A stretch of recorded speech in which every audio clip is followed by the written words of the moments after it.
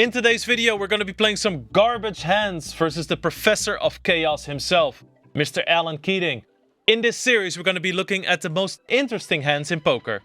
This is Lex Reacts. It's 2023, it's the big game on tour, the big games reboot. It's 100, 200, 400, and we have a table of the who's who in televised poker. We have Jennifer Tilly, Phil Hellmuth, Arden Cho, Mr. Keating, and a loose cannon, Nicky Limo.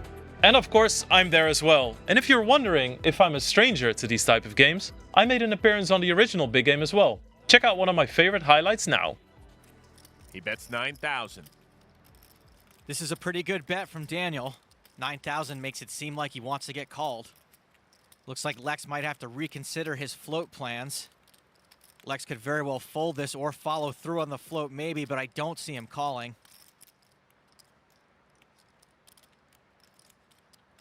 He does call. I will play the board. King Haya. That's good. Nice call. Jeez. All right, so let's get into this hand. It's 100, 200, 400, and I have a beautiful hand. Jack 7 suited. Alan Keating has straddled to 400, and he's the toughest straddle out there. He does not like to fold, and does indeed call with the King 7 offsuit. No worries either, you know. You just know that he's calling. He knows that he's calling, and he's weaponizing it. He doesn't care. Okay, maybe not now. Look at this. The most relaxed man on the planet. Little less so. Alan checks to the aggressor. Pretty standard stuff so far. I would always want to bet this board. Really dry. Oh. Queen on the turn, so Lex is dead to a 10 on the river. All right, so we have a decision here, right? What do we know about Alan Keating? Alan Keating plays close to any two cards.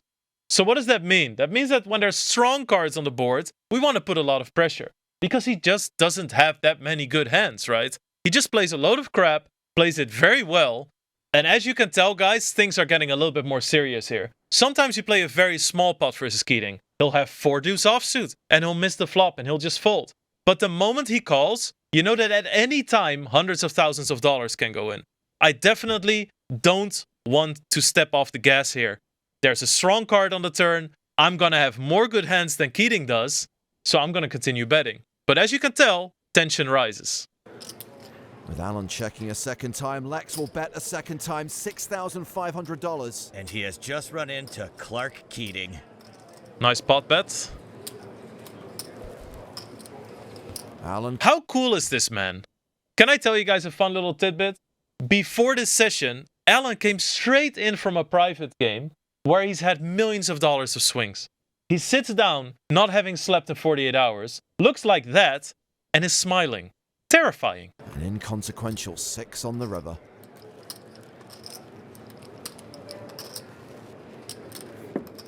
Alan checks a third time. A third barrel from Lex by any chance? He knows the only way he can win this is with a bluff. Can I just say, I love grabbing chips like that. I love that moment, that feeling when you know you're going to fire the third barrel. And in your head, you know, you're trying to stay calm. You keep your face straight. You're calculating the pot because your size is very important.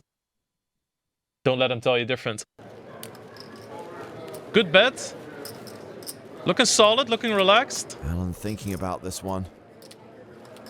This would be a pretty thin call, but that's Alan's... Wait, what?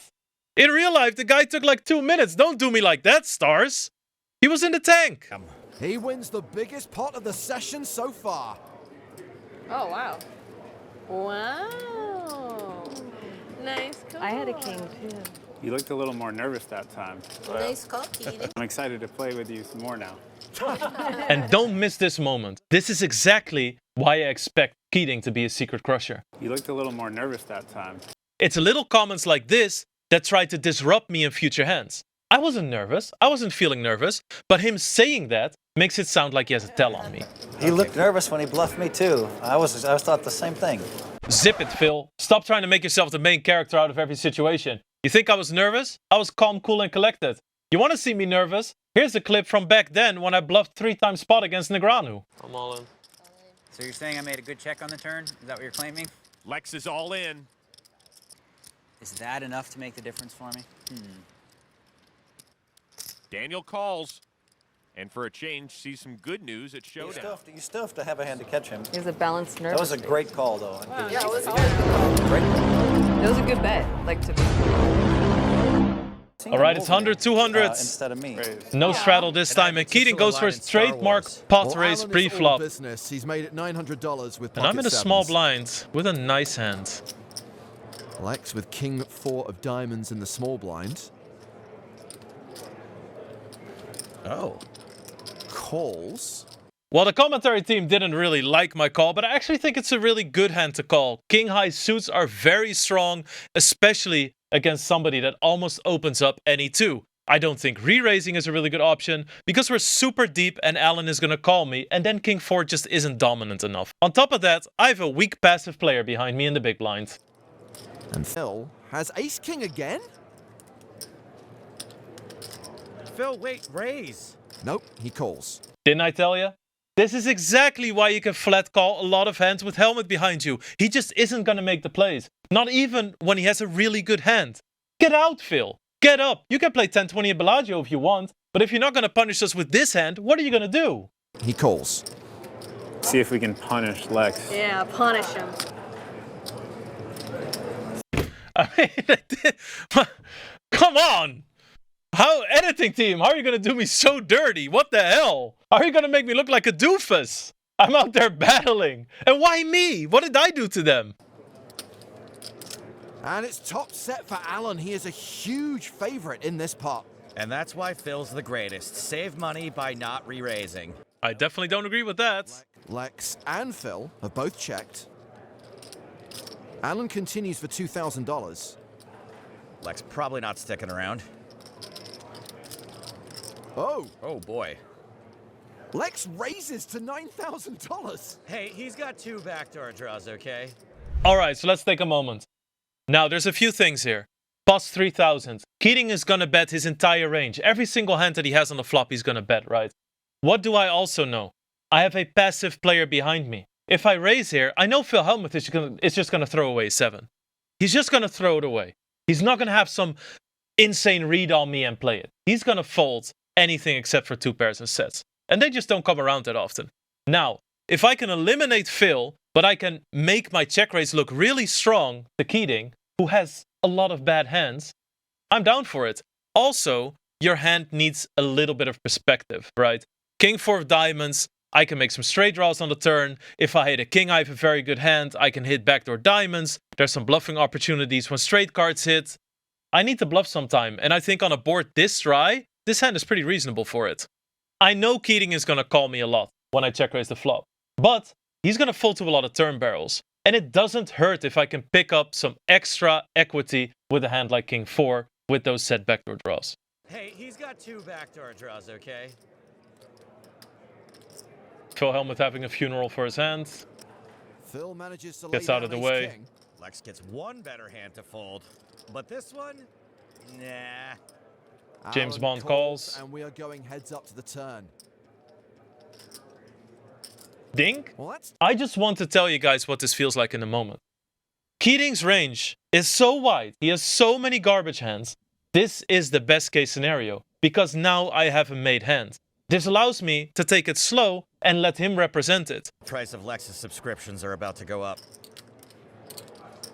checks to Alan. I know that Keating is going to jump on this like a shark on blood. Because everybody knows, whenever a king or an ace hits, that's good for the pre-flop raiser. Especially after me check raising the flop and then checking the turn. On top of that, Keating is going to call the flop more often than other people. He simply has more 9-6 of clubs or 10-8 of hearts.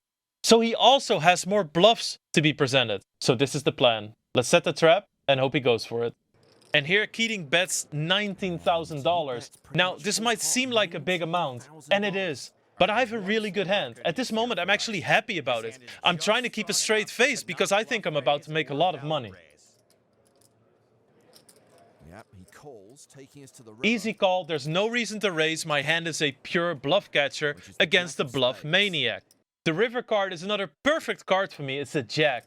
This is another tasty card for Alan Keating to show some aggression on. He is the pre-flop raiser. He is going to have the Broadway cards, and I fully expect him to bet. And that is a huge overbet from Alan. All right, Maybe I wasn't expecting him to overbet the pot. He's betting $104,000 into a $58,000 pot. I'm slumping back. I really need to consider this. He's betting $104,000 into a $58,000 pot. I said I have a bluff catcher, and this is the true test. Is he bluffing or is he not? I'm slumping back in my chair, and this is the moment to go through the motions. Does it make sense? Is my theory so far logical? Am I making a mistake? Alan going for extreme value. Lex has just over 100k behind, meaning... I know some of you guys think that Keating drinking coffee in the middle of a hand like this shows that he's comfortable. But I can tell you one thing. This man has ice in his veins. He could do this on Monday morning before breakfast. He could take a sip of coffee when he's all in for 10 times this amount. So don't let that fool you. I said I was going to either win the biggest pot of my life versus you or lose, probably. TBD. To be determined. Okay, here comes some super high-level analysis. Try to stay with me. Lex has a bluff catcher. Alan likes to bluff. A lot. Joe is completely right there. We have a bluff catcher. We're playing against somebody that bluffs more than anyone in the game. We should not consider folding these hands. But it's a massive pot, so it requires some thinking. I call. Lex calls and gets stacked.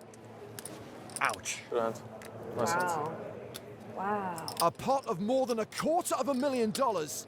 The biggest we've seen so far, shipped by Alan Keating. And a chill filled the room. Nice play. That is the biggest pot I've ever lost in my entire life. And I can tell you, I regret none of it. This is a hand that I should not be folding versus Alan Keating. I knew I was going to call this bet the moment he bet it. Of course, it's good to take time. It's good to consider things. Check if your thoughts are right. But I knew I was going to call, and I knew I had to call with this hand. This is just the price you pay of playing the monster that is Alan Keating. And now I want to hear from you guys. You have all the information. I know you can see the cards, but be honest. Let me know in the comments what you would do versus Mr. Alan Keating here. After this, I have played a lot more high-stakes spots on televised poker versus the beast Alan Keating. And you'll get to watch every one of those right here on Lex Reacts.